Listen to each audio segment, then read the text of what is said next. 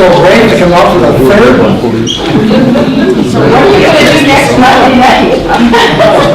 Next Monday night, I'm going to be in Kauai. You taking this off? Pardon me? You taking this off? I wanted to just very quickly kind of review the main things that you should have gotten out of the first two, because I know there was a lot of stuff. But this is sort of what I want you to take away from the first two nights. So at the top, and I passed this on a single page to you just now. So the first thing is the debt system, or the money system that we have in our world. So we get our money, as I said, from the bank, right? All of our money is debt money, basically, right? So we borrow from the bank and we repay the bank. However, the bank over here has a little interest meter that clicks every time those things are going in and out of the bank. There's that interest meter that's keeping track, right? That's the good old interest charge, right? And that interest cost goes right back to the money supply, right? So the money supply has to grow and grow and grow. Okay? Even if we weren't, as an economy, growing, we have to grow because of our money system. And the second thing I wanted to make sure you got out of the first 2 weeks is the government deficit and saving. Remember, I had an equation, and on the left-hand side we had the government deficit, and on the right-hand side we had savings minus investment plus imports. And the thrust of that is, if you want to have individual saving, if you want to allow people to save other than invest in new businesses, then you've got to have a government deficit. There's no other way. Because they're taking money out? Yes. Saving is taking money out of the economy, and you have to put it back. And if you don't put it back into investing in new businesses, then the economy can't function, all right? So we have to have a government deficit. You just have to tell politicians that. So those are the two main things I wanted you to get out of the first two sessions. Now last week, I was showing a graph which had a plot of the total debt for Canada. And Cliff very appropriately said, but what about the GNP? Because, you know, we have this huge growth curve, and of course, our country's getting bigger and bigger all the time. So I collected some data, and here's a graph showing the total debt, the total annual expenditure, and the annual debt cost. All right, those are all growth curves, right? All exponential curves. But To begin with, just a sec, just be in there. That's what they look like, which is hard to fathom, right? So now let's take the logarithm of these series, and what do we see? They're more or less straight lines, aren't they? Sort of. Not perfectly straight, but straight, right? So that means then that those are very nice exponential curves, constant growth rates, okay? If you get a nice constant growth rate, then a straight line when you take the logarithm. So what this shows is that those three curves are growing all around 7 to 7.5% per year. So the debt is growing 7.1%, expenditures at 7.7, and the cost of debt, our total cost of debt is 7.5%. Okay, they're all pretty similar growth rates. The interesting thing is, I wanted to be able to see how the debt was related to our debt cost and our expenditures. So when I looked at the equations, it sort of said to me, if you think of our debt as we're putting bonds in a box, if you think of in 1867, when our country was formed, there was a certain amount of debt. So we put those bonds in this box, all right? That's how much debt we have. Now, supposing each year, the interest on that debt is in this box, the interest on that debt, I don't pay it, I just buy another bond. okay? So I don't pay my interest, I just say, no, I'm not going to pay it, I'm going to accumulate more debt. So if we do that from 1867 to 2017, you basically have used, that's the total debt for the nation. In other words, just adding up all of the interest charges for 150 years is our debt. Just the interest. Interesting, isn't it? Was for me anyway. No, when we were talking about, well, supposing we didn't use bankers to lend us money as a government. Supposing we just printed our own money, right? So we didn't have any debt cost. Then we wouldn't have had any debt. Okay? Now, some people ask some questions about investing in the market, and this made me think about coming up with a relationship that you might find useful. Now, this is a little bit kind of mathematical, and don't worry about it too much. For those of you who are interested, all I'm doing is saying, you know, we have a market full of assets here. Here we are this year, and we have another bunch of assets next year. So all we're saying is, what's the value of these assets today? And what's the value of these assets next year? Well, we would have put more assets into the economy, so all we're doing is we have a volume of assets in the first year, a volume of assets in the second year, we have an average price and an average price. So the new money in the market is the difference between those two amounts, all right? Don't worry about it if it doesn't, because we're going to get to the result that we need in just a minute. So the new money in the market, the new value, is the value of the new assets I put in, plus the value of change in the old assets that were there. Okay? Now this is the relationship I wanted us to be able to look at. So how much are the asset prices going to grow? What are stock prices going to do? What are bond prices going to do? The prices depend on how much money is being thrown at the assets and how many new assets are being thrown into the market. So think of farmer's market and you're selling tomatoes. All right? If there are lots of tomatoes going into the market, but not many buyers for those tomatoes, what's going to happen to the price of tomatoes? They're going to fall, right? On the other hand, if there aren't many tomatoes, but lots of people wanting to buy tomatoes, what's going to happen? The price is going to go up, right? Same thing here, all right? So how much money is demanding financial assets? How many people are trying to buy tomatoes? And how many tomatoes are there? Okay? So you can find out then what's going to happen to the price by looking at this relationship. If there's lots of money chasing too few new assets, then price goes up, right? If there's not enough money chasing way too many assets, price goes down, right? Because the guys with the tomatoes have to lower their prices, right?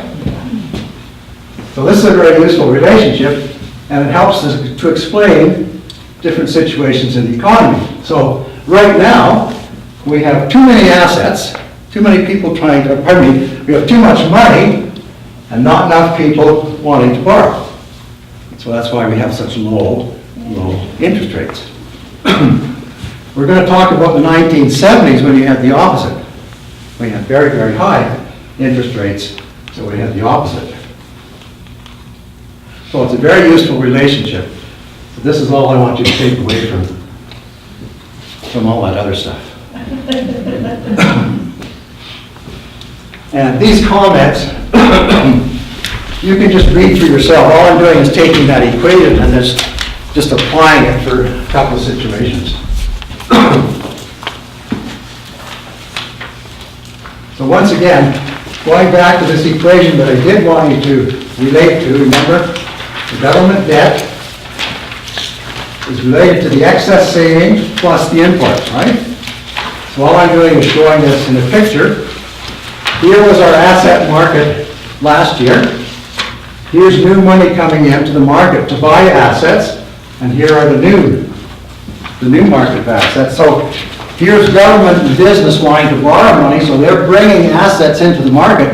will you buy our stock? Will you buy our bonds, please? Will you buy my tomatoes? And over here on this side, we have the savers coming, and they're saying, I want to buy tomatoes. Okay, so these are the guys who want to buy financial assets, right? So this is the money coming into the market, and these are the financial assets coming into the market to be sold. So tomatoes coming in, buyers for tomatoes. Okay, now I'm going to go back to the stuff I had planned to do.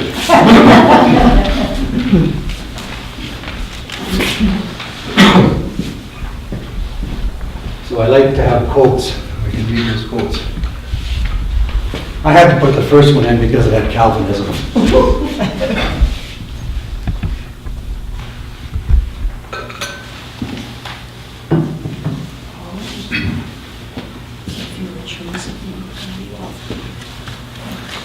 Jimmy Carter, here, politician, author, builder of homes. We become now an oligarchy instead of a democracy. I think that's been the worst damage to the basic morale and ethical standards of the American political system that I've ever seen in my life, says Jimmy. I guess he ate too many peanuts. Okay. This is just a quick video about neoliberalism. Welcome to the Blue Talk, a strong vision related to people, politics, and economy as it affects our planet. Today, we're going to discuss a word you may have heard, but not really understood, neoliberalism. It is of an anachronism, in that it's not new, and it's assuredly not liberal, in a way that most of us progressives understand that term. Here's a video from one of the people I really respect, George Orwell, who describes neoliberalism better than anyone else that I've heard. Check it out.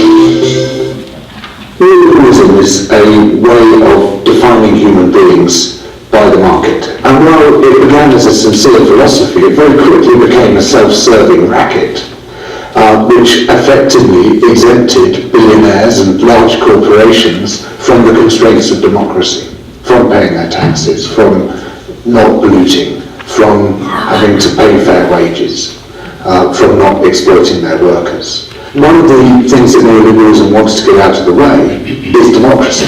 In some respects, it's been absolutely overt about that. Friedrich Hayek, in the Constitution of Liberty, saw democracy as an impediment to the freedom of the very rich. When he visited Chile under Pinochet, he said he would rather live in an economically liberal dictatorship than in a democracy without economic liberalism. Neoliberalism has provided the ideological framework that justifies the sweeping away of the power of people and its replacement with the power of money and the power of corporations, which is an organized form that money takes. And it's been extremely successful in this respect, leading to the mass deregulation of those corporations, including the deregulation of mergers and acquisitions, allowing them to form a new wave of monopolies, banks too big to fail, corporations too big to fail, privatized public services too big to fail, all of which end up getting bailed out by the state because they simply can't function in the real world because they are not sufficiently subject to the constraints that people would wish to impose on them, and they tend necessarily towards crisis without that state intervention. So there's a profound irony here in that neoliberalism was supposed to get the state out of the way, but it requires intense state involvement in order to function.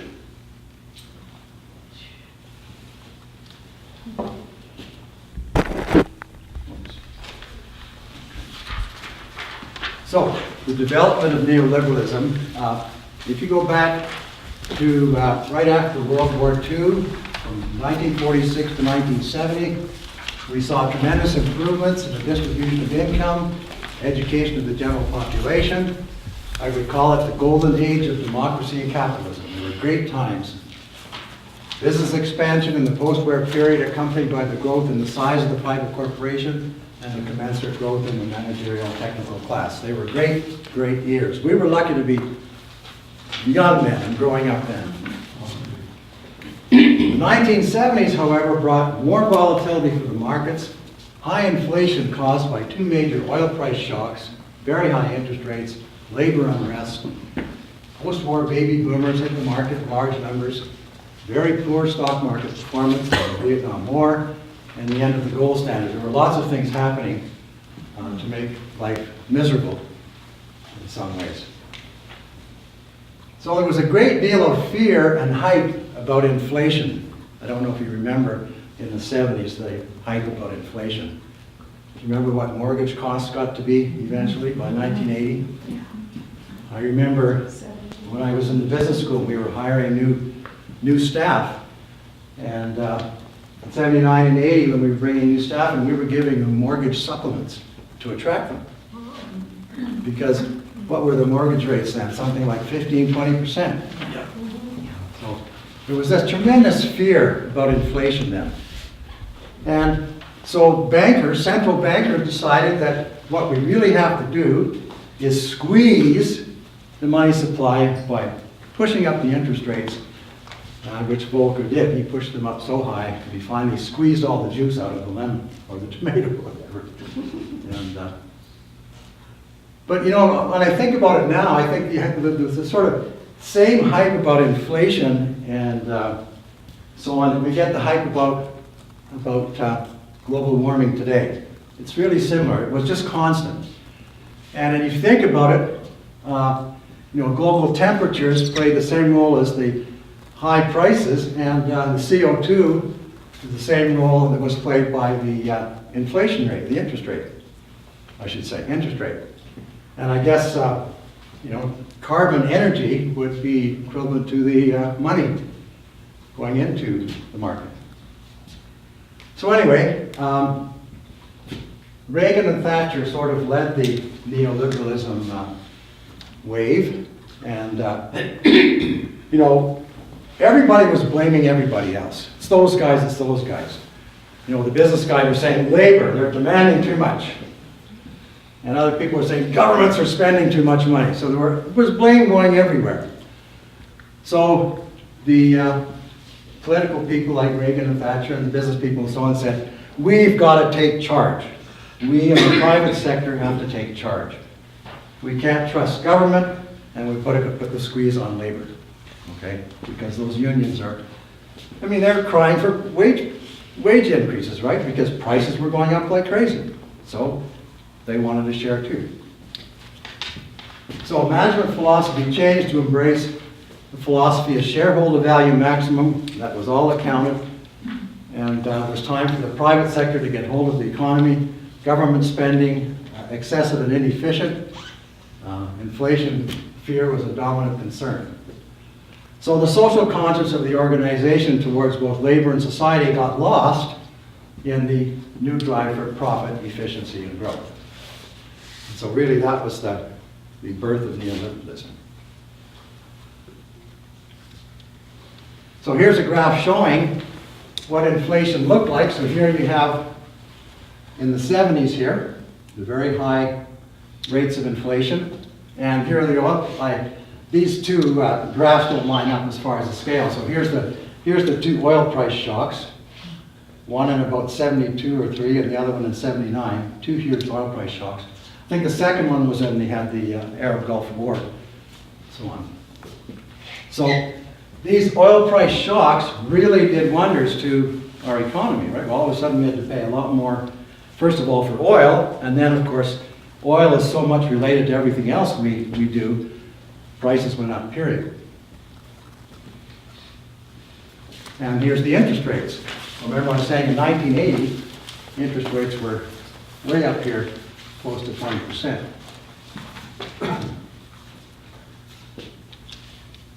So inflation became the dominant thing that bankers had to worry about. They forgot all about fiscal policy, unemployment, other things. It was all, we have to control the money supply, we have to control interest rates. Now, the term handbag economics I kind of like. The philosophy of handbag economics fits within the principles of neoliberalism. Handbag economics refers to an ideology that sees public expenditure as equivalent to a household budget. okay? That's a problem we face today. Most people think of the government budget like the household budget. So like a household, government should only spend what has been provided by the economy through taxes, like the household paycheck. Public sector expenditure is viewed as a drain on the public purse, which belongs to us taxpayers, and therefore great care should be exercised in the consumption of our resources, you guys.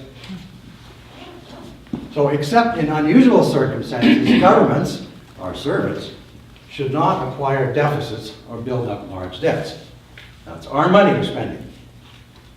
So austerity is sometimes necessary in order to judiciously manage expenditures.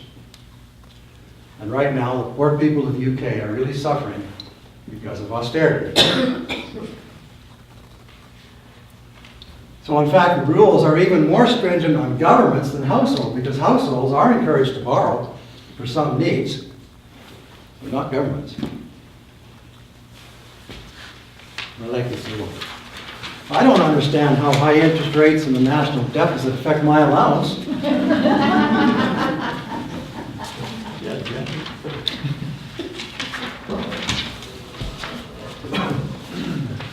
So neoliberalism contends that private markets are the sole creators of wealth, and that decision-making with respect to expenditure belongs in the private sector.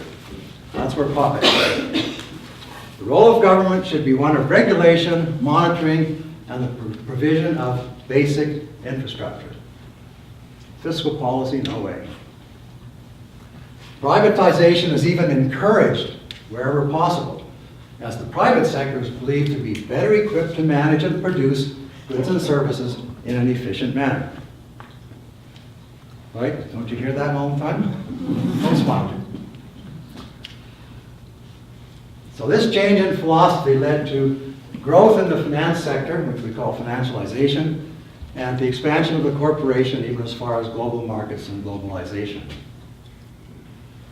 Unfortunately, a major departure from the intended outcome of neoliberalism, however, has been the loss of the idealized competitive market through the reduction in the number of companies and the evolution of the multinational corporation.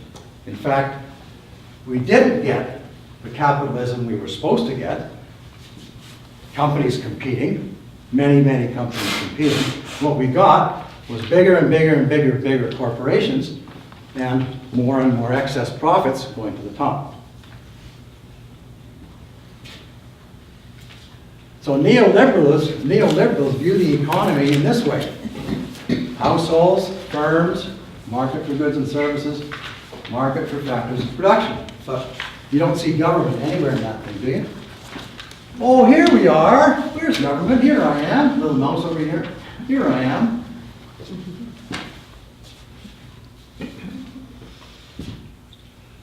So, as a result, income inequality has grown, and economic life for many households has become more desperate than in previous decades. The trend to privatize all economic activities has led to corporate ownership of public goods and corporate takeover of economic activities more traditionally carried out by the non-profit type of corporation. Well, some of these things I've already just said. So income inequality has led to a greater portion of saving escaping to the financial sector, because there's a great sucking sound as the income has gone up to the top of the distribution, right? From the 90% up to the 10%. And they're bigger savers, right? The wealthy people don't spend as much of their income as we do, right? So there's more and more saving going out of the economy then, over to the financial market. So income inequality. Now, you can get nice graphs for the United States, but they're very hard to find stuff for Canada. So you just have to bear with me and look at these two graphs for the US and say, well, it's not as bad here. Okay, it isn't. It's not as bad because we have a lot more social supports than they have in the US. But it does give you an idea of the impact that neoliberalism had on income inequality. So here, we're looking at the income share of the top 10% of Americans. So, up to the war, they were around 45% or higher of income. And then after the war, they dropped down to below 35%. And that stayed until neoliberalism got strong, and then it went back up. Okay? So the golden age of democracy and capitalism was from the end of World War II over to the beginning of the 80s, 1980. Okay? So I call it the golden age of capitalism. Another useful graph here shows the same thing. Between 1947 and 1979, here we've divided up the economy into 5 different groups, quintiles. And we're looking at the change in their income over this period. What, 32 years is it? And every one of the quintiles had about 100% growth in their income, right? The bottom 20% of the people, there was 116% of their income growth. The second quintile, 100% growth in their income. So each of the sectors, each of the quintiles, right, we're dividing the population up into 5 groups, right? Each one of these groups had about 100% growth in their total income. Then, if you look from 1980 to 2007, the bottom 4 quintiles had very, very low growth compared to the top. And if you look at the top 1%, their income went up 261%. So you see the change in income equality for those 2 periods. Now, because I was using U.S. data, I remembered when I was still in graduate school in the U.S., Trudeau was Prime Minister, and he made the comment about, living next to the United States is like a mouse sleeping next to an elephant. So I remembered that quote of his, so I just put it here on the slide. So we are living next to the United States, so we are heavily influenced by what they do. Now here is a graph I think that really tells a story. If you go to this book by Pickett and Wilkinson, there are tons of these graphs that show the impact of inequality and so on in Western kind of countries. But if you look here, you'll see that this is income inequality, all right? So this is very low income inequality, which is good, right? For some. High income inequality, the other end, all right? And here's a graph in which the countries are placed. And on this slide, we're measuring an index of health and social problems.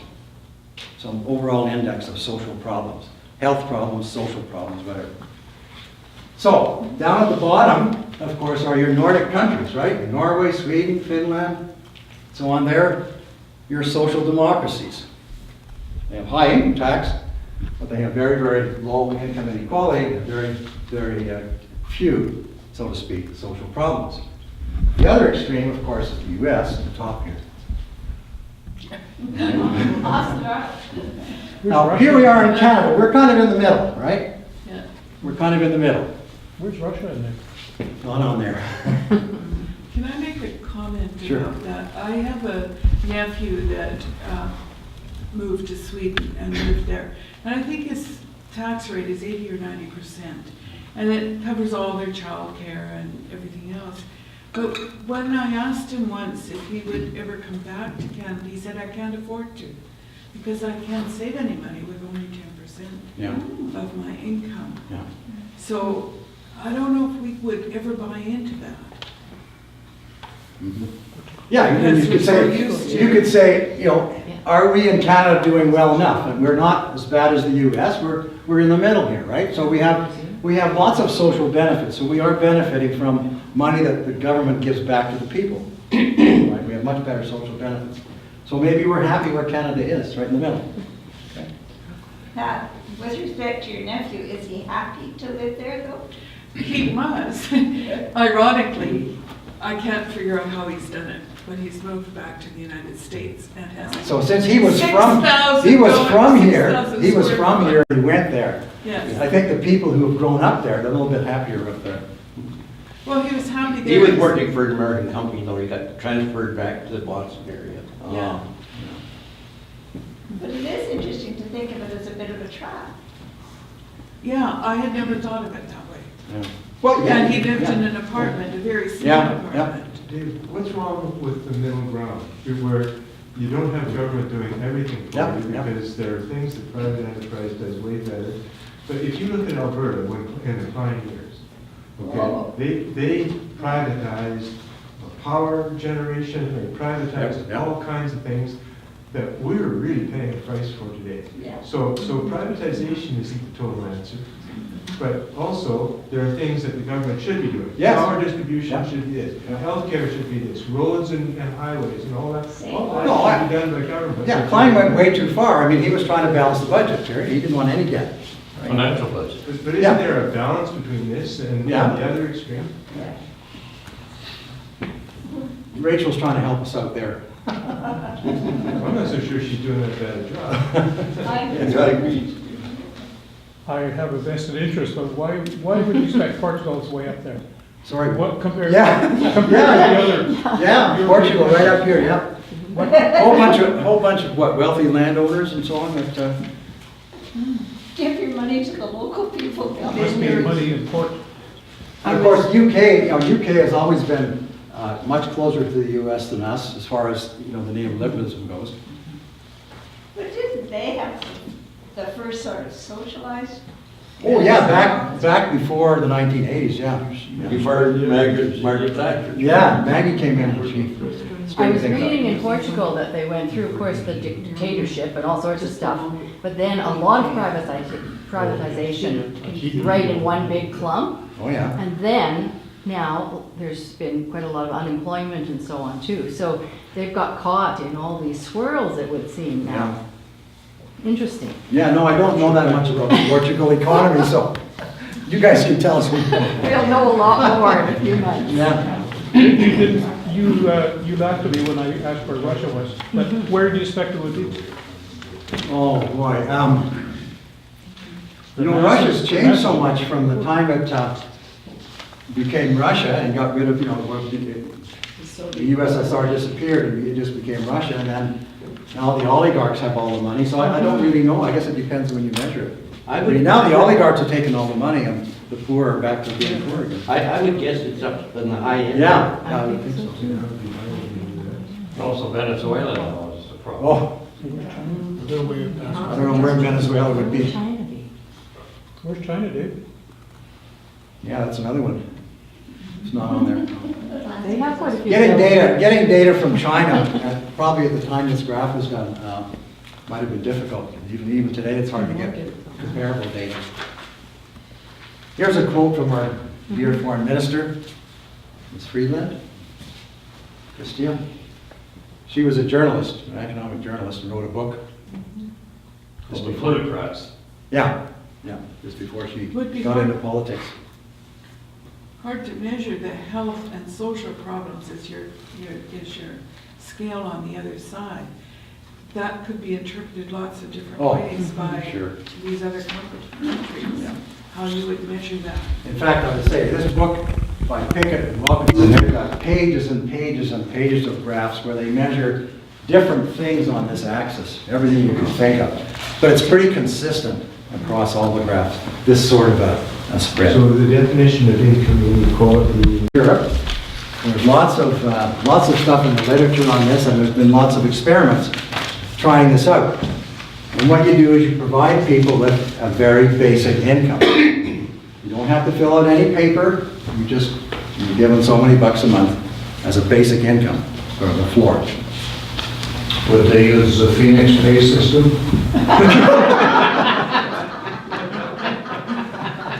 Who knows? So, needless to say, there's a lot of discussion going on right now in the sociology and economics literature about basic income. But there's a lot of motivation for it because of Europeans are suffering from income inequality tremendously. When you say basic income, do you mean irrespective of what you earn, or? Well, it varies. If you earn this much, I'll supplement? Some proposals are you give a basic income to everybody, and other proposals are you give a basic income only to a certain portion of the income distribution. So there's a variety of different plans that are proposed. And there have been some experiments carried out in small parts of economies, like I think there was one in Finland that was going on just recently. I think there was one going on in Ontario, but I think Ford shut it down. Did you hear about that? Yeah, I think that was. And many, many years ago, there was even experiments in the US. But those days, it was called a negative income tax after Milton Friedman, who proposed it. But that was many, many years ago. So the rationale is that, you know, when you think of all the income support payments that we now pay, for social welfare and so on, and then all the paperwork that goes into administering this, that you might as well just give it a basic income and never mind all the paperwork. And it might, you know, might even save money. So that's one argument. But politically, you can imagine, you know, there's the no free lunch thing. I mean, people have trouble getting their head around just giving money away to people, right? It's my money. You have to earn it. Yes, you have to earn it. That's right. An alternative to the basic income is the guaranteed employment scheme, which is the proposal that the modern monetary theory folk proposed. They would rather you use fiscal policy whereby you have sort of this portfolio of jobs that are available that you could use when there's high unemployment. Lots of things that we could do to fix our world, fix our economy, and so we would put these people to work. But the government would only use it when there's high unemployment. So it's kind of a guaranteed employment scheme. And they prefer that to the basic income. And I kind of agree with their philosophy here, because if you bring in a basic income, you're not fixing the problem. Right? You're not really fixing the problem because the structure that's causing the inequality is still there. And the problem right now is you have this sucking, the money goes all the way up to the top. There's this great sucking sound that you can hear because the money goes all the way to the top. And so if you bring in a basic income, it's going to get sucked all the way to the top too. So you have to fix the structure. But that's free market capitalism. Okay. I mean, competition is good, isn't it? Yeah. Free If there market is capitalism. Yeah, no. The winners make money, and Yeah. the losers go and work for somebody else. Yeah. I can lend you a book called The Myth of Capitalism. You could read it for Homer. I don't want that book. And you notice that the US president now made a statement when he was being pressed to disclose his income tax. Yeah. And it turned out that in 1 year he didn't pay any income tax. What was his response? He said, "That just means I'm smart." Yeah. Yeah. And that to me was the essence of pure capitalism. Yeah. The winners take all. Who was fourth in the Stanley Cup playoffs 2 years ago? Or last year? Nobody remembers because they lost. Yeah. I don't remember what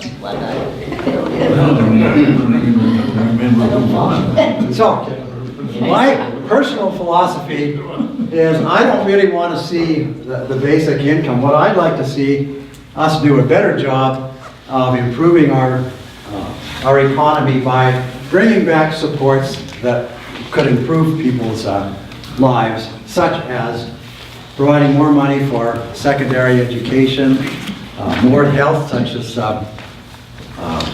things that healthcare doesn't cover, such as prescriptions, dental, eye care, and things like that. There's lots of ways that government could spend money to improve or to reduce income inequality without using a basic income concept. Just provide more supports. And this goes along the lines of what you see in Sweden and Finland and Norway and so on. Also encourages employment.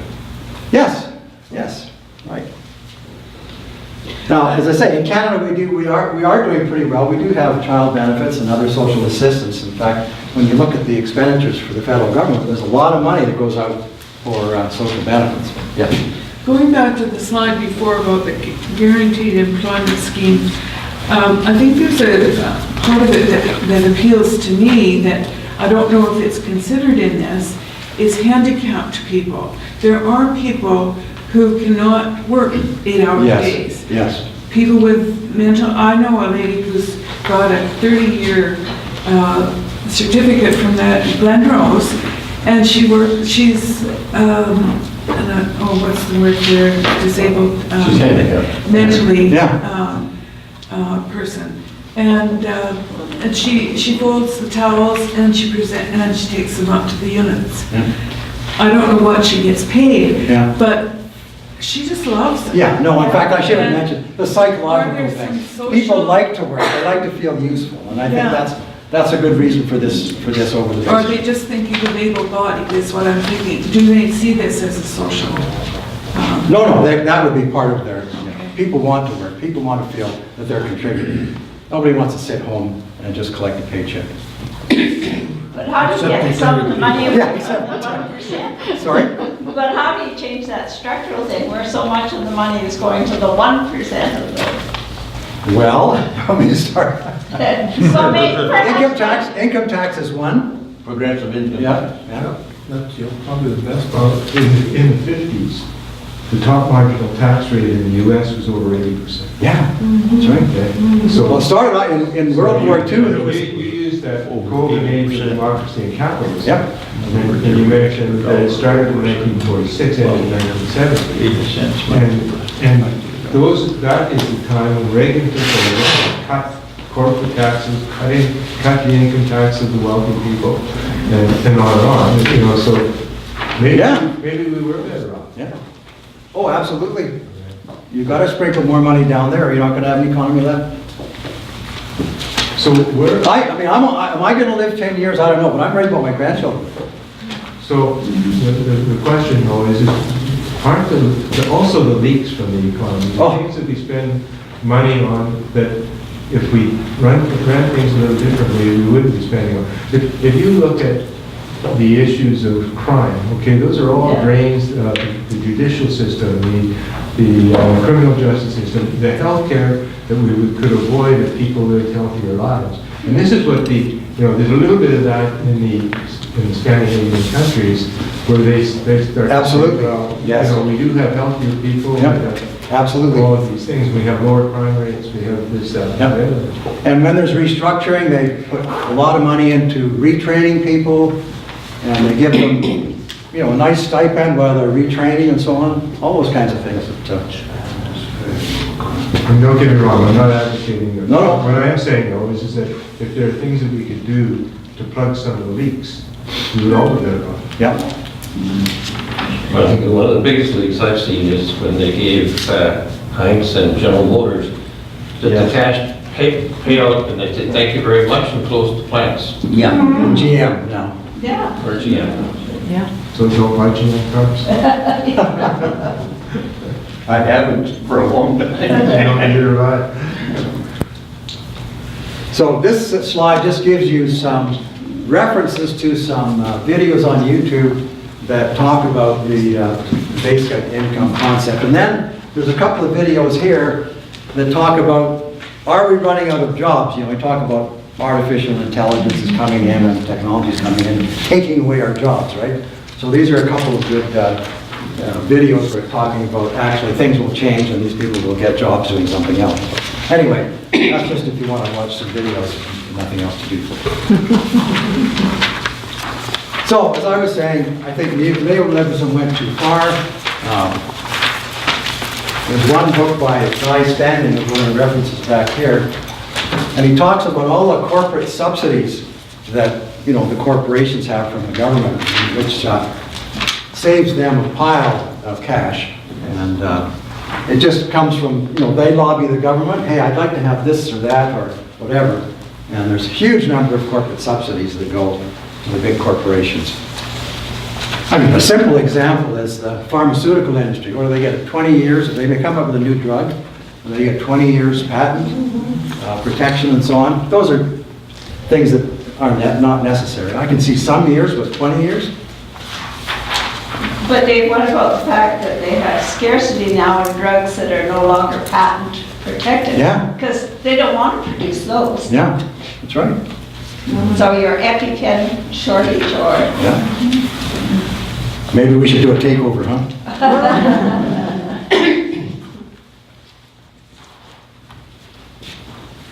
So anyway, capitalism was supposed to be mean competition in the private market, not exploitation by large corporations. So I kind of repeat myself here, but so economic life now is dominated by the investors' continual thirst for abnormal returns, financial casino. The money isn't enough, not enough money is going into the economy to build businesses and so on. It's all to do with maximizing shareholder value, maximizing stock prices, so on and so forth.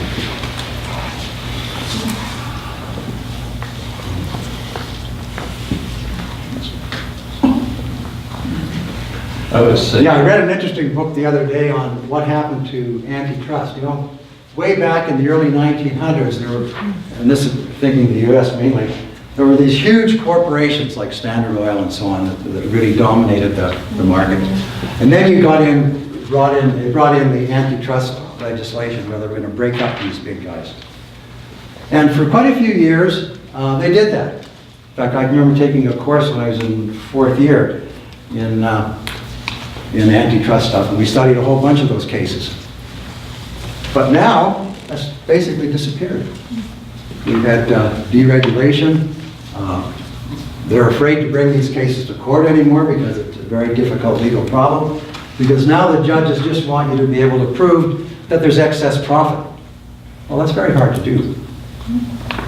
But what would define excess? Well, that's right. You have to be able to show that because these one or two big guys are controlling the market, we're all paying excess for our goods, and you're making excess profit. So to be able to show that is difficult. You have to, be able to collect the data, and it's hard to come by. Dave, I haven't thought this through, but these big companies are buying back their own shares with their surplus profits. And what if there's a public sector policy was to tax those buybacks at 90% or something like that? Yeah, I had been suggesting a finance tax on excess profits, excess returns. Well, I'm not talking about excess. I'm talking about what use those for reinvestment. Well, I think the best suggestion I've seen, and this would really cause an earthquake, would be if you disallowed corporations to write off their debt costs. Can you imagine what would happen if all of a sudden in a company you could not write off your debt cost as an expense? Wow, that would just change the picture, right? Can you imagine? Because now, what these companies are doing is they're getting up to highly leveraged now. They're getting a very, very large percentage of their company is now debt, and debt is cheap. Interest rates are low, so debt is cheap. And then any cost for debt, they can just write it off expenses, and so there's more money for the guys that are left. But as soon as you put a tax, or don't allow these people to deduct their cost of debt, then you would change the landscape quite a bit. And that's been proposed by some. But that would mess up the guy that actually wants to buy a piece of equipment first and employ a few more people. Yeah, and I think what we'd have to do here is we'd have to design it that we don't want to, I never want to discourage the entrepreneur, never. I'm talking about the big No, I science. know you are, Yeah, you draw the line. I know, yeah. But that would be capital cost anyway, that wouldn't be necessarily a... Yeah, but if he borrows the money to buy it. Well, it's gone the other way, Dave. It's now you can deduct the entire cost of the piece of equipment that you buy. Accelerated capital cost, Yeah. And that's coming into Canada too. I mean, I'm sure that's going to be in the next one. And I don't mind that if it's encouraging small entrepreneurs to start businesses, that sort of thing, no problem. I take my hats off to the entrepreneurs. So what do you say to the people who say we have to be tax competitive with the Americans?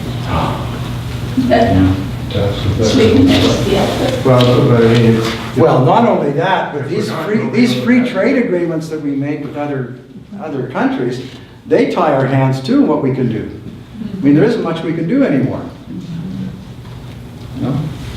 About changing regulations. But there's another part too that bothers me, and that's like the big corporations that are taking over, like McDonald's, who then has a social service like McDonald's House, and they have a foundation or the Canadian term. They're writing off a whole lot of expense and debt and everything by having these foundations, and supposedly are the service to the community. Like, so that it's no longer government doing those things. Yes, yes. Or the church is doing those things. It's corporations. So you have the, Yeah. Tim Hortons Yep. stamps.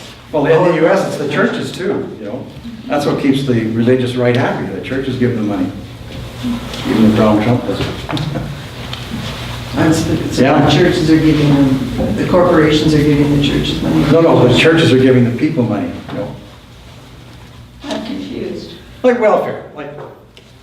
Yeah, but what I'm saying is the corporation, Yeah. the huge corporations, they have, I don't understand the complete write-off, but they have these foundations that they're, and that in the US, I don't know about Canada, but like these big ones that own like ball teams and hockey teams and everything else, and they're all right because they're sort of something for the social milieu or whatever, Yeah. like cats. Yeah, I don't know. I'm not a tax lawyer. Well, to me, that's all a part, when you're talking about the debt and, Yeah. and how they are getting away without paying any debt. They have all these fancy little ways of doing it. Of hiding their. Supposedly Yeah. it's doing so much for us, but they're really making costs for us. Sucking money away from the bottom. That's right. Okay, after a lot of thought, I came up with this picture. I thought for a long time, how could I represent all these different words on a picture that would kind of show social democracy, as you can see, is what I'm trying to advocate for us folks. So there's a nice smiley face in the middle there. And, neoliberalism takes you all the way to fascism, and so does state capitalism. And so your corporate power goes this way. Democracies. Anyway, I thought that was a way of trying to represent. There are a lot of people that say right now that we're heading to here. That's right. A lot of the populist politicians that are winning elections now are taking people to here, just like Hitler did in the 30s. What is the definition of fascism? Fascism? It's basically, you have a dictator kind of person, and you have a small number of very large corporations, and together they kind of run the show. Like in Nazi Germany, you had a few very, very large corporations that worked with Hitler. Like the large chemical companies and so on. I've forgotten the names of some of the companies, but. How much of each one of those bars would be reasonable for a social democracy? Well, I'm saying, what I'm saying is we want to be somewhere here in the middle. We want to have some, market stuff. So in a social democracy, you still have the market, right, for your business. You still have the market. But it's not huge corporate power. You have a little bit more government power. So you're sitting in the middle here. So you're not way up here, you're not way up here. You have lots of democracy, a little bit of capitalism. And you're going to, in the next US election, you're going to hear a lot. This word now is becoming very popular on the left wing of the Democratic Party. Bernie Sanders got it going in the last election.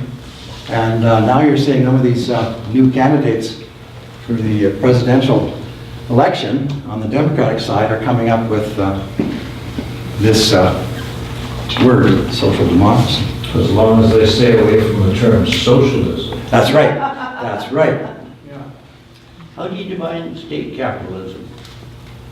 That's what China, you described China. Okay. Yeah. China has a lot of large state companies, state-owned companies.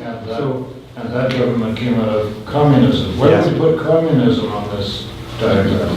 Communism would be over here. No democracy. Yep, no democracy and no really big companies either, it's just. You have to be opposed to democracy. Yeah, well, this is democracy going this way. So communism would be there, socialism would be there. I used to use a diagram like this in high school social studies. Oh, Fascism was on the inequality end of things, and communism was on the extreme other end. Everybody's equal. yeah. Said the elephant as it has some other chickens. Well, basically, yeah, we'd have equality all the way across here, wouldn't we? Because whether it would be communism theoretically or socialism, it would be equality. Well, democracy, how do you define democracy? People get to vote and elect leaders, sort of thing. So that is on the equality end of things. Yeah. Where at this end, you have more of a dictator. Yeah. Yeah. Like Trump. No, he's a savage. So, I'm a guy who likes to be in the middle here. But that's an NDP position. I want to be Goldilocks, you know, I don't want my porridge to be too hot or too cold, just right. All right, here's a little video on social democracy. Let's see if it runs here. I've been nine, just like it's not.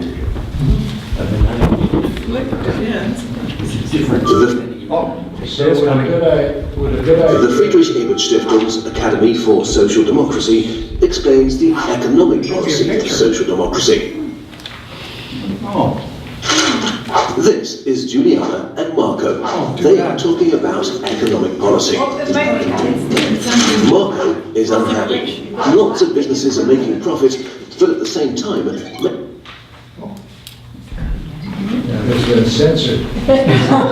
There's something kept it carrying. yeah. It's there. For some reason, the picture's going, that's too bad, because the graphics are fun here. Oh, shucks. This has been heavily redacted. Yeah. I don't know why, I've lost it. When I put it on at home, it's fine. Does Dex know the answer? That's Where just is here. recognizes liberty, equality, fraternity. That's Napoleon's. That's Yeah. the French slogan. Napoleon was a dictator, but he was a benevolent dictator. Well, some would say.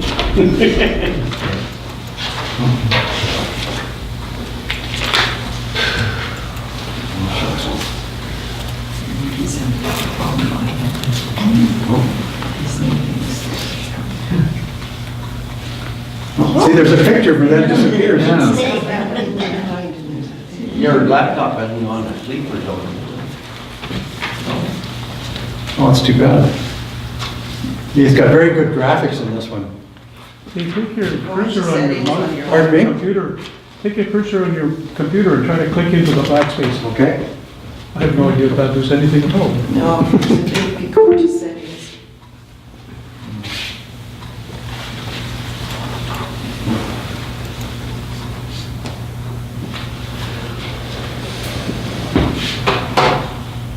There.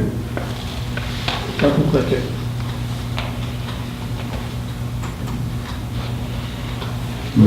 Oh, well.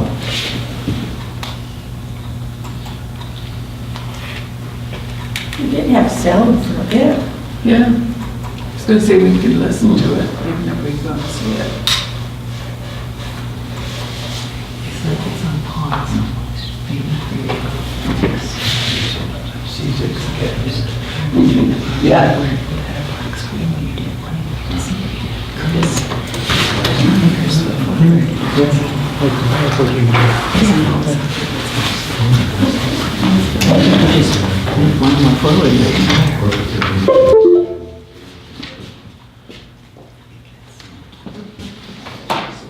Just act it out, Dave. Pardon me? Act it out. the Friedrich Ebert Stiftung's Academy for Social Democracy explains the economic policy of social democracy. This is Juliana and Marco. They are talking about economic policy. Marco is unhappy. Lots of businesses are making profit, but at the same time, many people are poorly paid or are unemployed. Marco thinks that the economy should grow, but shouldn't that also be possible with better jobs? Can't the state do anything to help?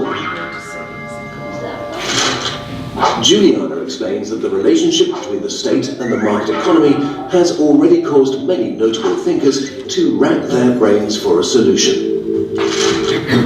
In the mid-18th century, Adam Smith believed that the state, or the king as it was back then, and the market should be strictly separated. The invisible hand of the market would best provide for everyone. During the industrialization of the 19th century, Karl Marx saw firsthand the wretched conditions of the working class. Since the market economy was clearly not able to provide these people with the prosperity they anticipated, he was in favor of abolishing it completely. In the 1930s, John Maynard Keynes proposed a solution. The market can provide prosperity if the state establishes the right framework. In the event of crises and problems, the state must intervene. A coordinated market economy. This is also the idea behind the economic policy of social democracy. Marco wants to find out more about the economic policy of social democracy. Juliana explains to him that the economic policy of social democracy is built upon three principles: growth, social balance, and sustainability. Growth should ensure that enough wealth is generated to match the needs of the entire society. This establishes the material foundations for a good quality of life. But it's important that this wealth benefits not just a few people, but the whole society. This is the principle of social balance. This means, for example, that good work should be paid appropriately. A sustainable economy is necessary in order to ensure that societies in the future also have access to the resources they need.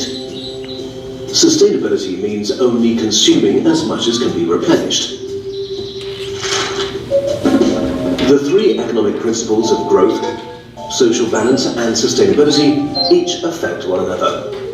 There are political movements that tend to concentrate on just one of the principles. What's special about the economic policy of social democracy is that it aims to find a balance between all three principles. Marco is really excited by this idea. An economic policy that does not sit around waiting, but actively gets involved. He wants to be part of this in the future. You can find further information and other resources about the topic of economic policy on the Academy for Social Democracy website and on the Department for Economic and Social Policy website. Everything from, at, and with the Friedrich Ebert Stiftung. Dave? Yeah. You've got that thing in here twice. I wonder if you go to the second one of these. I tried both of You them. did, One of them was connected to the internet, and the other one, you remember, Dex, one was connected to the internet and the other one was supposed to be... yeah. I can't remember. I'm not a techie. But Dave, could you direct people to where that site is if they'd like to? I can find it, I don't have it at the top, but it's a cute little video. It's too bad, you know, the graphics and so on. It's, Maybe you could email that contact people in the class if they have your email address. right, sure. Okay, I want to get back to the role of debt now, since that's what we're titling this thing. So neoliberalism has wrongly placed an intense focus by politicians on the electorate on government debt and deficit levels. It's their fault. And what has been the impact of levels of debt on the economy? Well, to study the impact of debt, we divide total debt into government or public debt and private debt, which would include both consumer debt and business debt.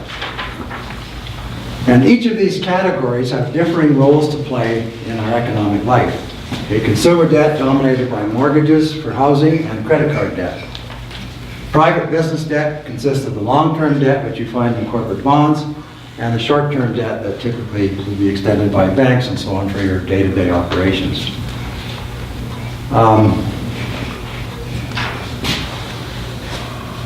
Consumer debt For the past 35 years, creeping neoliberalism combined with handbag economics has produced an increasing level of income inequality, and the resulting government austerity has resulted in a reduction of publicly provided services and benefits and increases in user fees and so on, which have resulted in an increase in consumer debt. It's sort of downloading of public debt.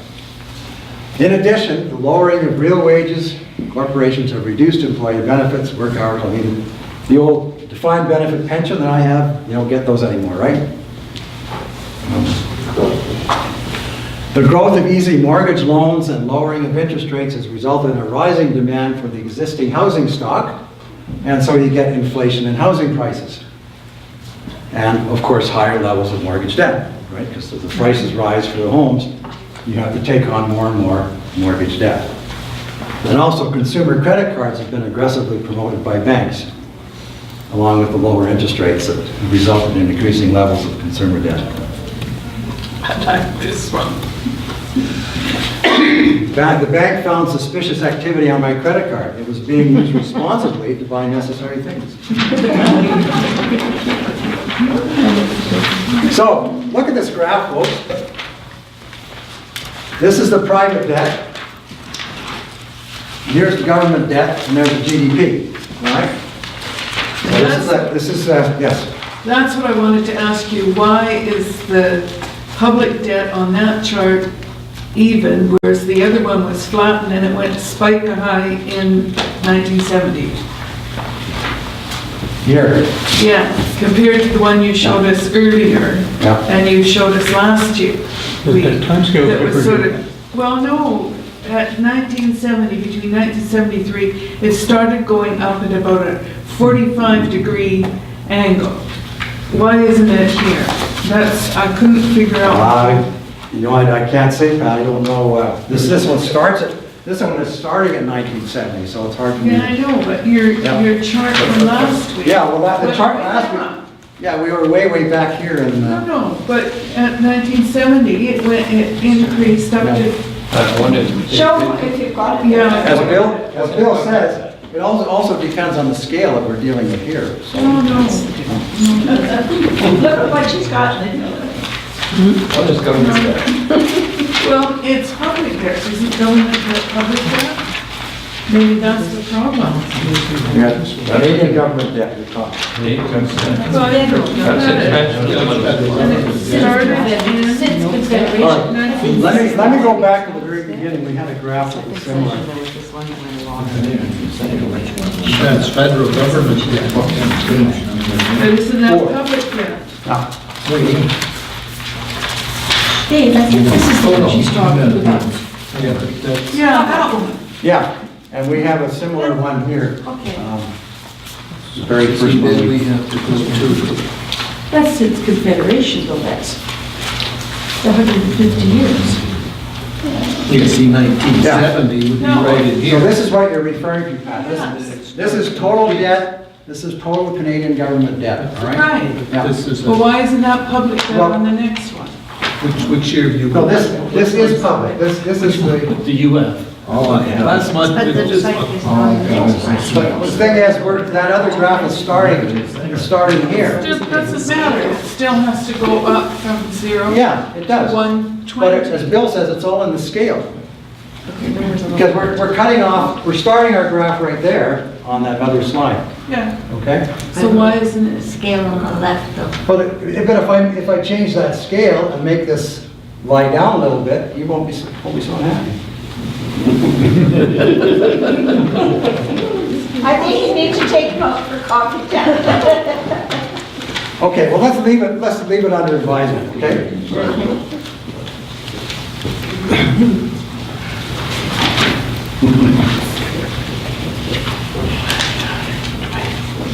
You know, there's lies, damn lies, am.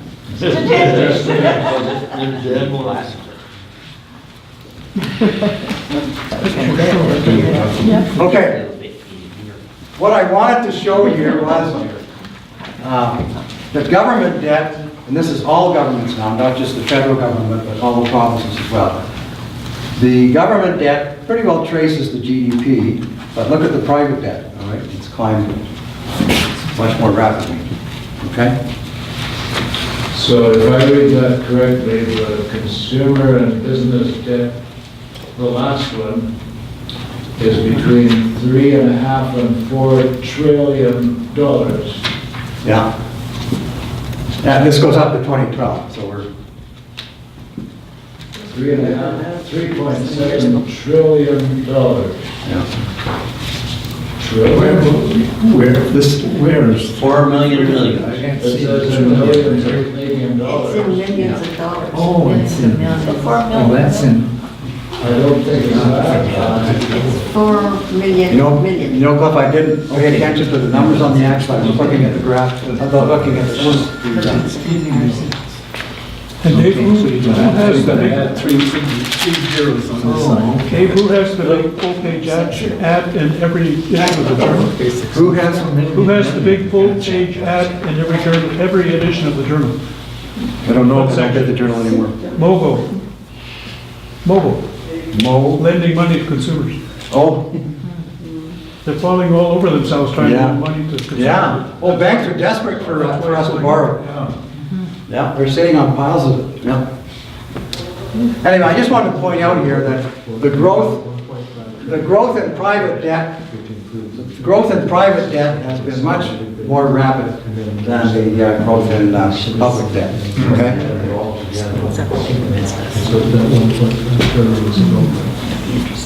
So with neoliberalism, we've seen a very, more rapid growth in the private sector debt compared to the public sector debt. So we're living beyond our means. Well, I'm going to talk about private sector debt and what the problem is. Private debt varies considerably over the economic cycle, all right? That's our problem. Private debt varies tremendously over the economic cycle.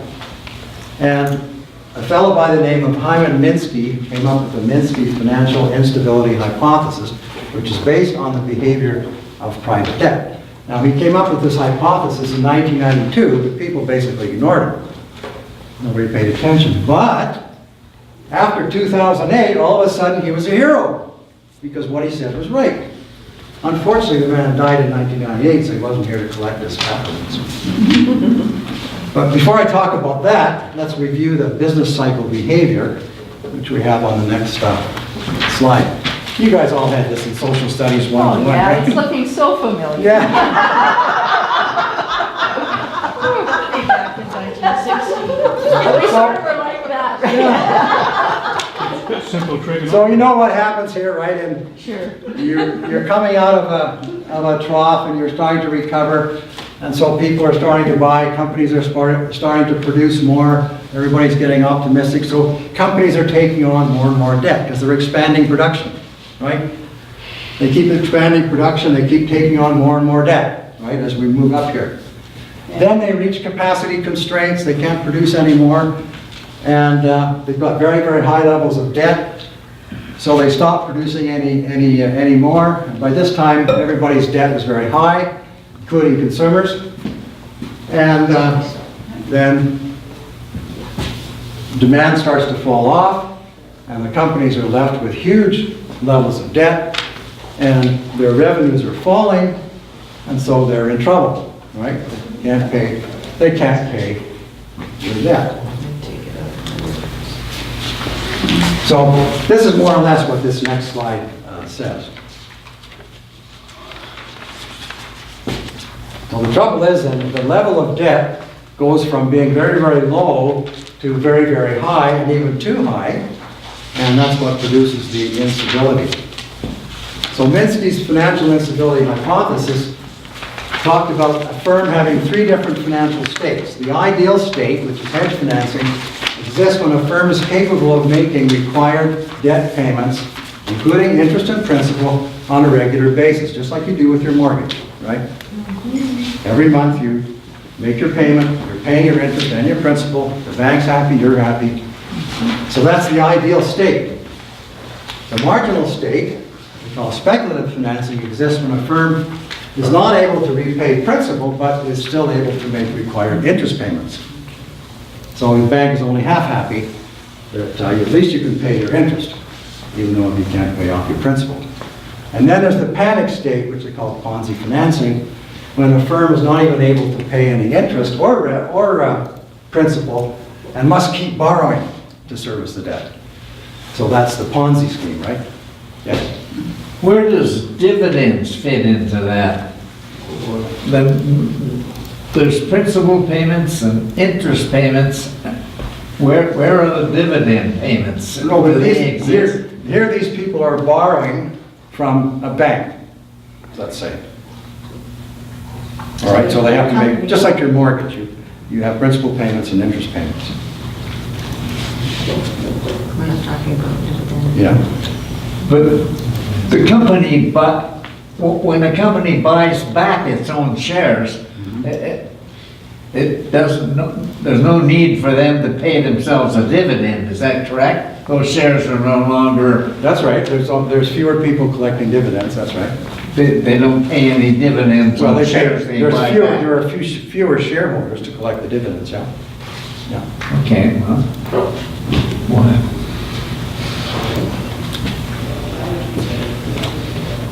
So, as a result of the Minsky hypothesis, and what happens is that over the economic cycle, over the business cycle, you have this condition changing in terms of debt. You go from the good times to the really bad times, like in 2008, when there were lots of people in the Ponzi, lots of companies in the Ponzi category who all of a sudden couldn't pay. Well, this happened to mortgage holders too, like people who own real estate as well.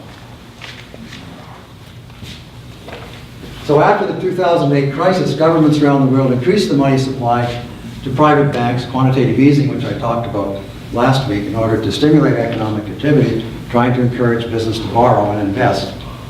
In fact, in Europe, a couple of years ago, interest rates even went to become negative. It even cost you money to try to save. So when there's a huge buildup of private debt, it takes a long time for the private sector to recover.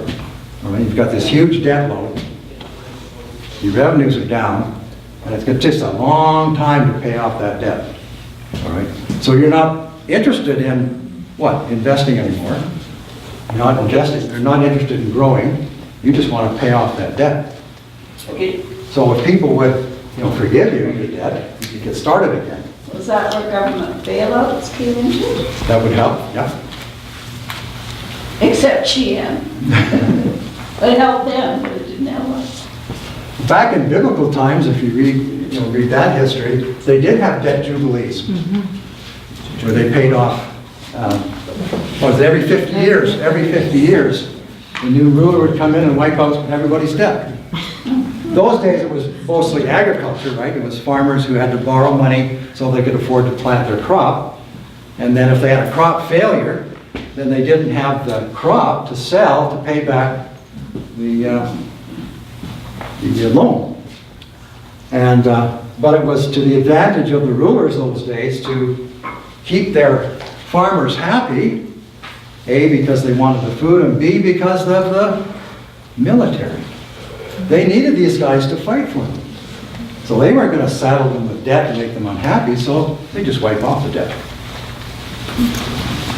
Don't have that now. In fact, Japan has been suffering for 25 years because they had this huge amount of private debt, which has taken a long time to disappear. Well, there's Mr. Minsky. Stability leads to instability. The more stable things become, the longer things are stable, the more unstable they will be when the crisis hits. Think of today. Think of today. I'm not going to do this one because we've already talked about this relationship. So studies have shown that private debt, not public debt, affects economic behavior. It's the private debt that are the children in the river, not the government.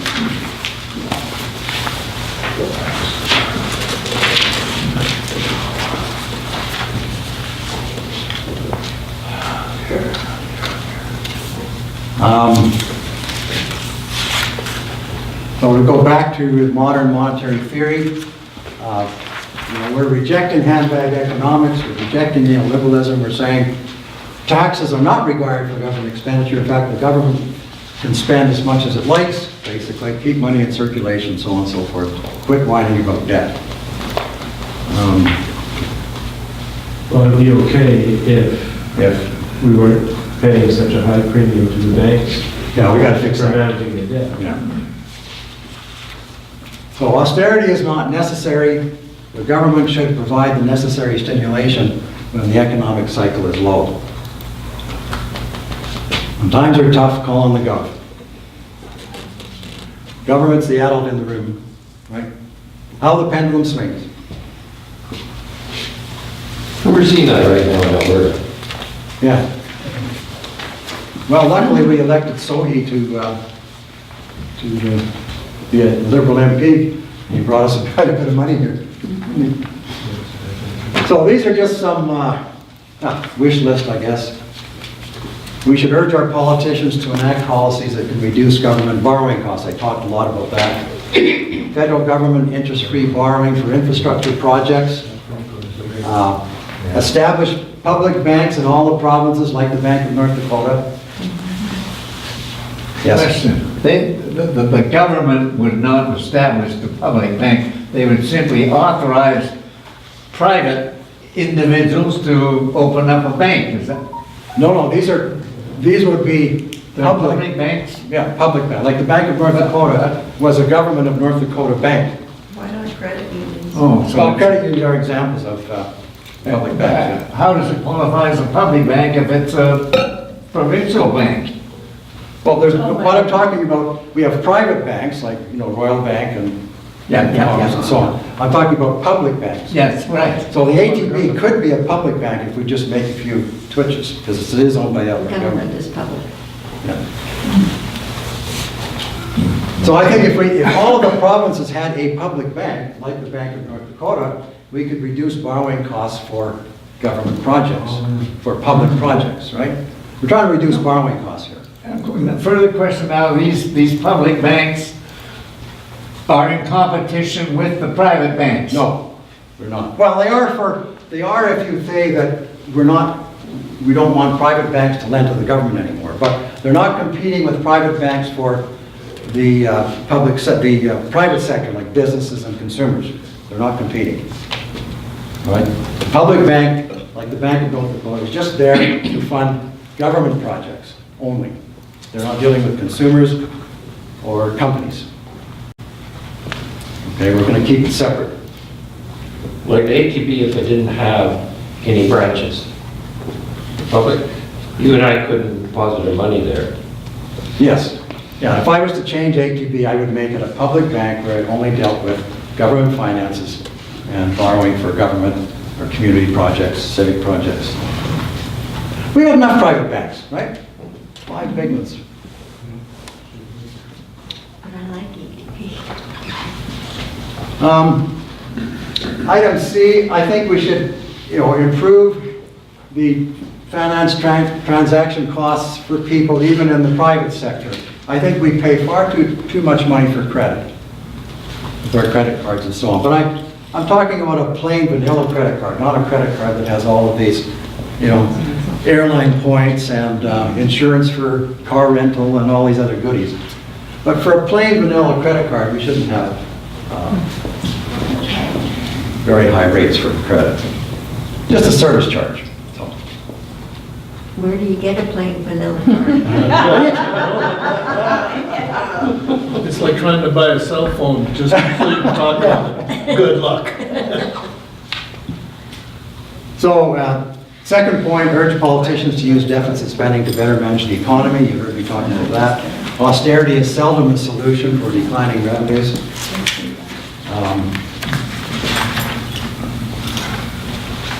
And income inequality, again, we have a number of proposals here for fixing income inequality.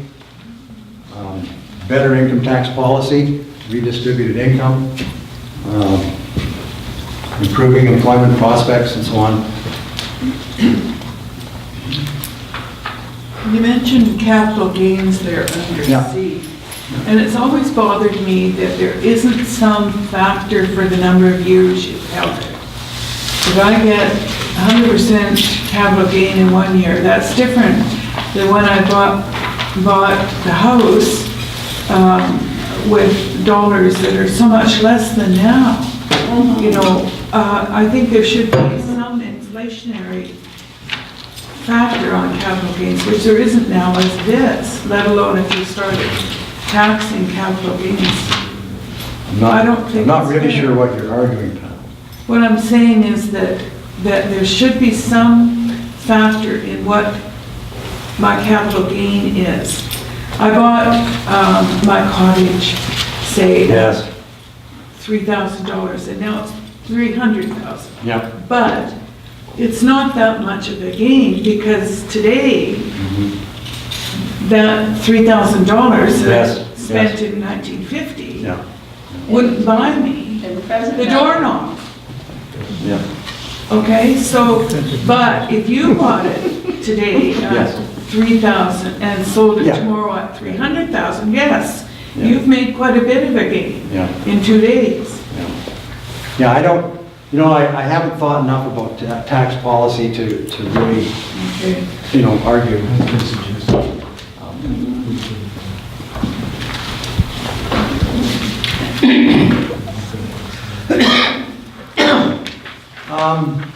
Reducing the level of concentration in industries, try that.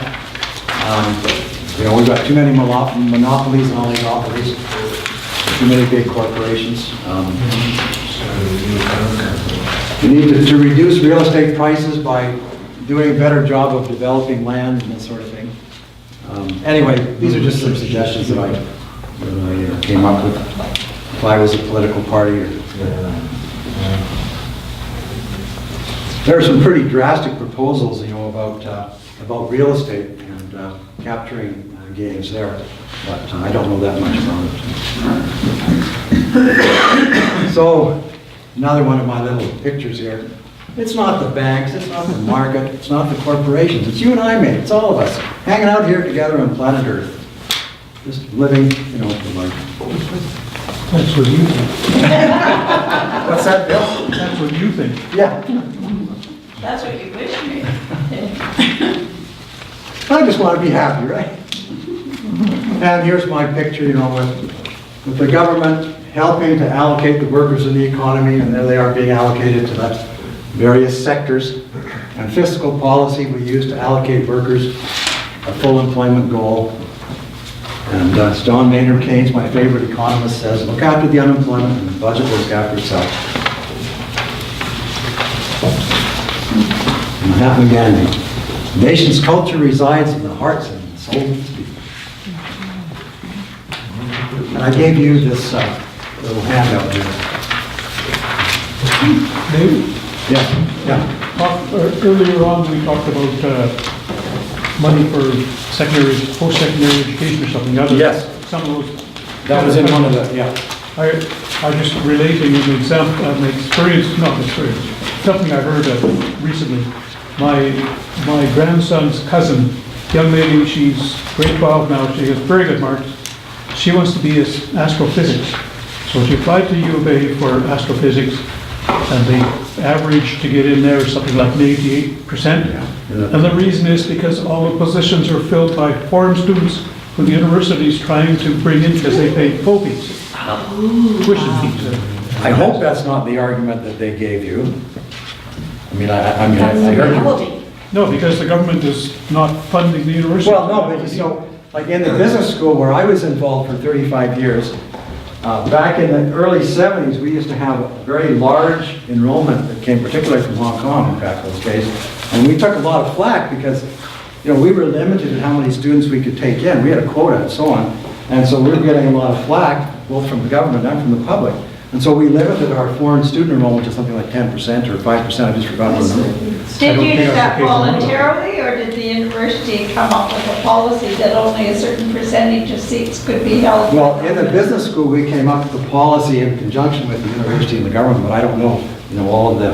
What the pressures? Yeah. There's two parts to that. One of them was that the undergraduates, I know in engineering, for example, there weren't as many foreign students as undergraduates, but when you got into graduate school, there were many. That's where it's huge, yes. And the reason was that there were very few Canadians, not foreign Canadians or people who lived here most of their life, wanted to go on a postgraduate. Yeah, yeah. And the university then said, well, fine, we'll open it up.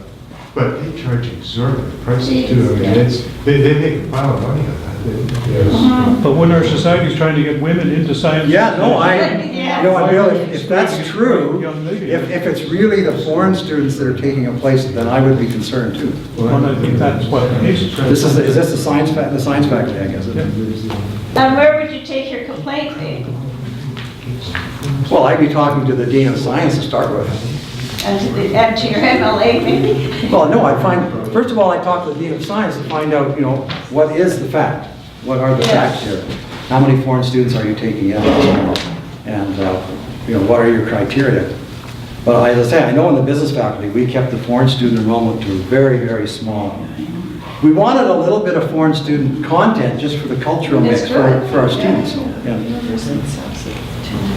But I can remember in the early 70s, we had a huge Hong Kong portion those days. But I'm almost surprised, Bill, because I thought the university was pretty strict about, you know, the proportion of foreign students in the undergraduate programs. I'd be awful surprised. Maybe it's faculty by faculty. Yeah. Well, I know the entrance to engineering is very high. The mark required. Yeah. Well, yeah, I mean, I think a lot of university faculties now, the enrollment, you know, to get in is very, very high average. I heard it. Good thing we went when we did, isn't it? Yeah, that's right. I have good buddies who got into university with a 59, 60 average out of high school. And they done well. Done well. Yeah, they were bright, they just never opened a book, that's all. Question, B6 states that the government will regulate the economy, is correct? Something like that. Freely competitive. Pardon me? Regulate and maintain a freely competitive economy. Yeah, so it will, there will be uncompetitive economies outside of the government purview. No, we're talking about the economy. Pardon me? We're talking about the whole economy. So am I. Yeah. And the government will regulate it. The government's gonna stop one company going out and We have- buying all its we competition. have government so there's regulation as only it is, one right? person, And you have to pay their price. So they will regulate how many. That's a competitive one. That's regulating a competitive economy. Yeah. When you reduce the number of providers to one, Yeah, well, there's no. well, where's the there's no- competitive economy? Well, that's right, It has to be right, that's why. That's what I'm trying to say. We want to improve, we want to increase competition. We don't want monopolies, right? We don't regulate only one shelf. That's why there was antitrust legislation. That's why they were busting up the big companies back in the 30s and 40s and 50s. They're not making any sense. So we want to maintain. Where does your argument? Pardon?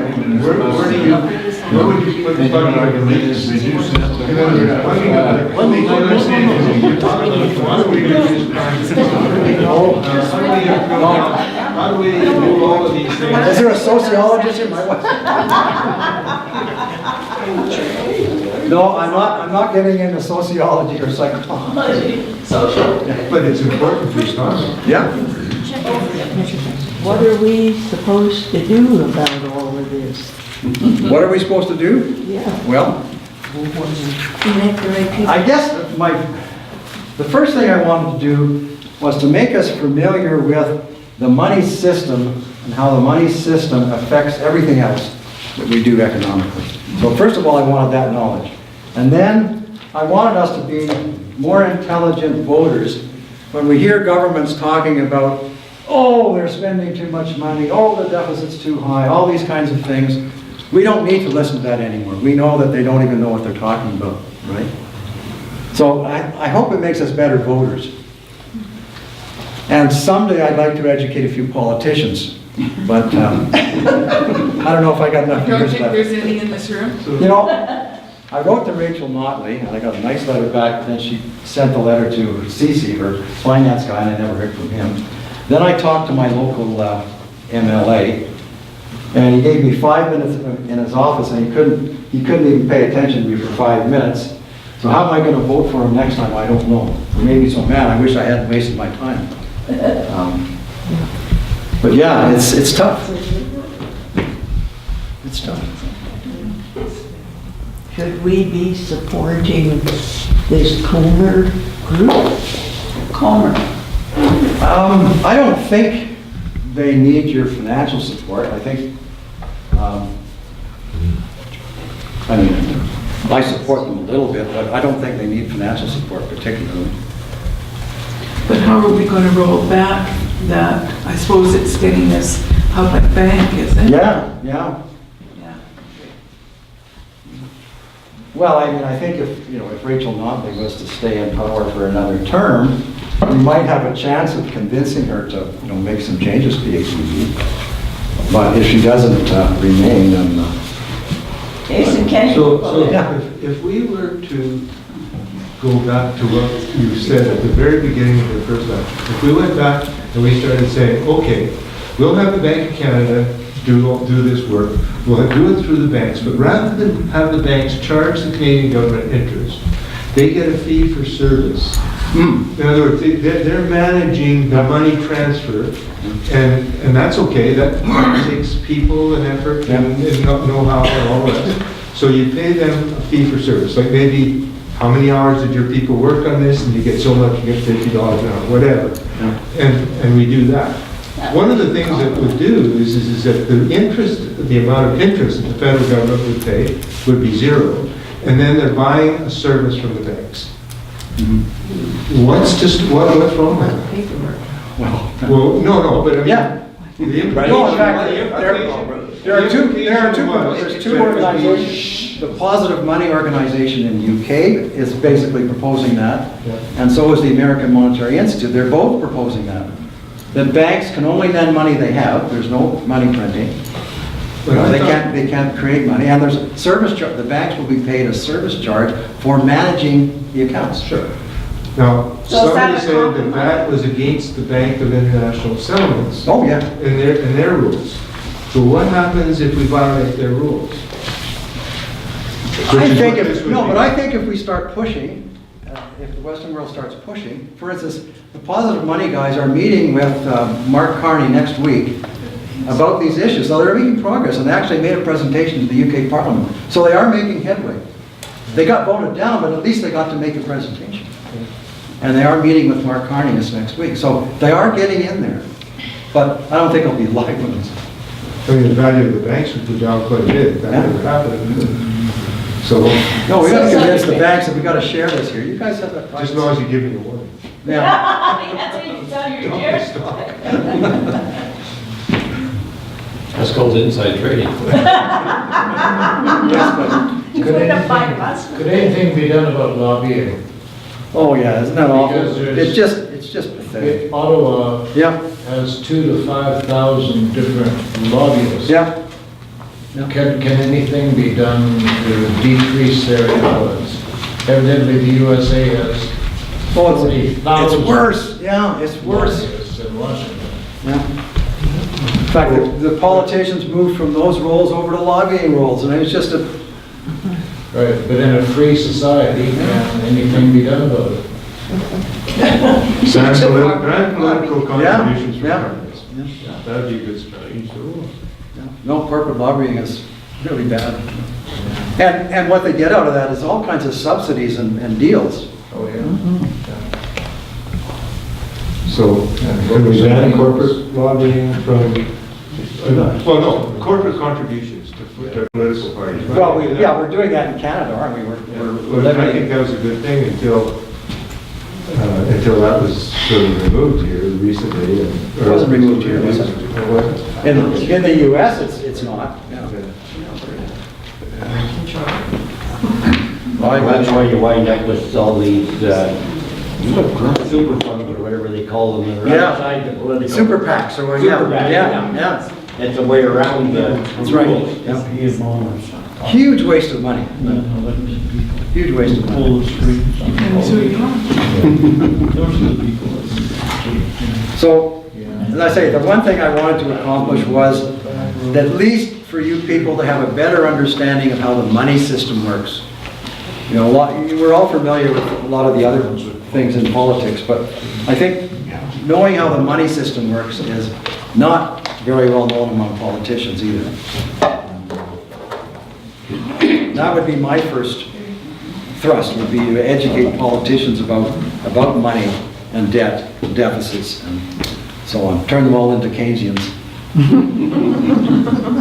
Dave, I think you've done a fantastic job of talking about debt and informing all of us here, and I think we owe you a debt.